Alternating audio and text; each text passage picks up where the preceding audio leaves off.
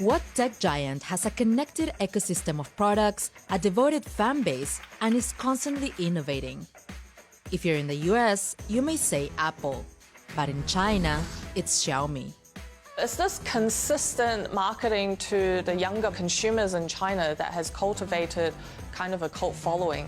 For many consumers in China, Xiaomi is Apple, is Tesla, is Google. Now, Xiaomi has managed what Apple failed to do: build a car. 全中国最火的车，小米鱼七。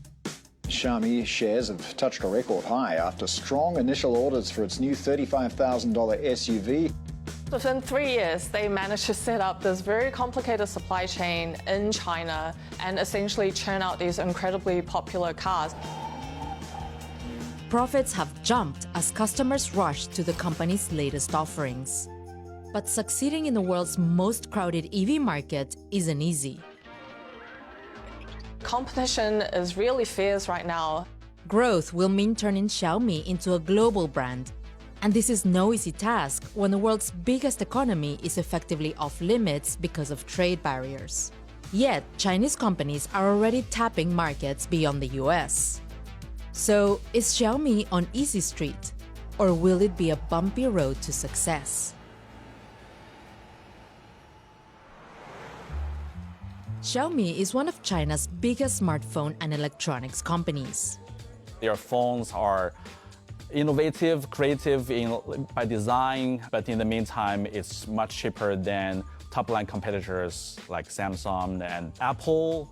The quality of the phone may not be as good as iPhones, but if you look at the operating system, that's something that will get buyers.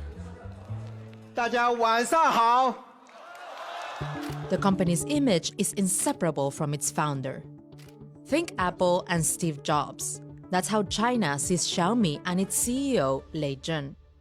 Lei Jun is a big reason for why the company has been so successful. Xiaomi's first product was for the Android operating system, but it quickly moved on. By 2014, it was China's most popular smartphone. Xiaomi's products tap directly into the modern consumer's desire for connectivity.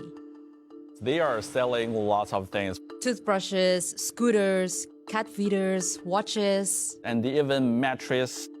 I mean, what kind of tech company sells mattress? The goal that Xiaomi is trying to achieve is to seamlessly integrate Xiaomi's products into almost every corner of your life. The EV project is to fill in that void for Xiaomi so that it can build a fuller ecosystem for its users. But there was another reason. In 2021, the company's growth hit a roadblock. The biggest reason for Xiaomi to enter into EVs was because of US sanctions. And that actually put Xiaomi management into a panic because smartphones was still quite a big chunk of their revenue at that time. What shall we do? The board was actually asking Lei Jun, what are you going to do if you can't sell smartphones anymore?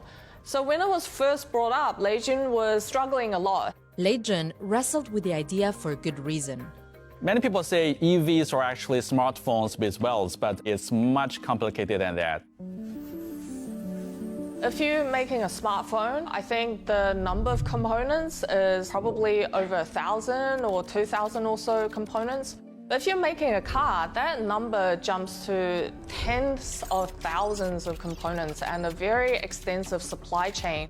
Lei Jun admitted that he was not someone who knew about EV that well. And then you have to bring in talents, right? The best way to do that is to scoop from other companies. So, Lei Jun set about wooing the best talent from across China's EV industry.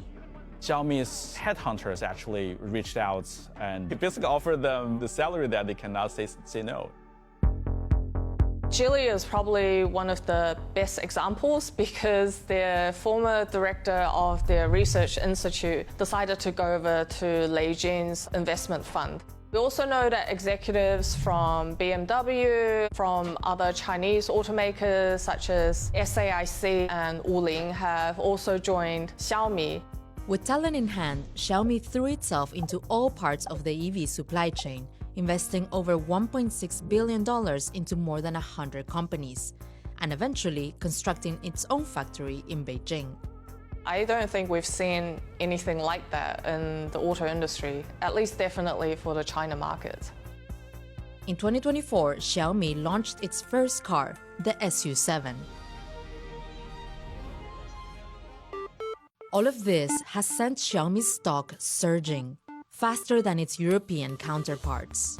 Xiaomi has always denied this, but just looking at Xiaomi's first EV, the SU7 sedan, a lot of people would say that it resembles a Porsche Taycan. They're trying to learn from the best, and in the meantime, the boundary between learning and copycatting, I don't think it's that clear. And Xiaomi's been taking notes on mistakes as well, avoiding issues which slowed its competitors down. 苹果10年都干不成，凭啥你们3年能干成？其实这个产业都已经很成熟，我觉得3年干成呢，就是一个标准的时间啊。So, how did a company largely unknown outside of China manage to do what Apple couldn't? Apple and Xiaomi probably were reaching for different goals.